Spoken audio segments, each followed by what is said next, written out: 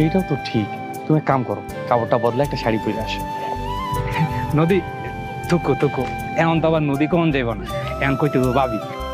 ভাবি এক কাজ করো, তুমি বাড়ি যেয়ে রেডি হও, এদিক দিয়া আমি সবকিছু দেখতাছি। আর আমার ভাই মানে রফিক ভাই যত রাজি হয়ে গেছে, সব কিছু বুঝগাছ করার দায়িত্ব আমার। যাও তুমি। তাইলে আজকে কিন্তু বিয়া ফাইনাল, কিন্তু আজকে করুন।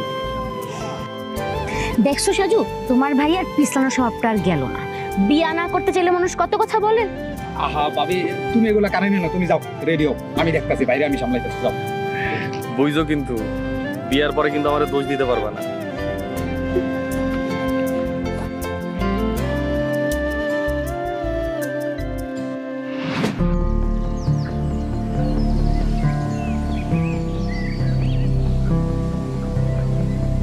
তুই আমার যাই কোস না কোস, এটা কখনো হইতে পারে না।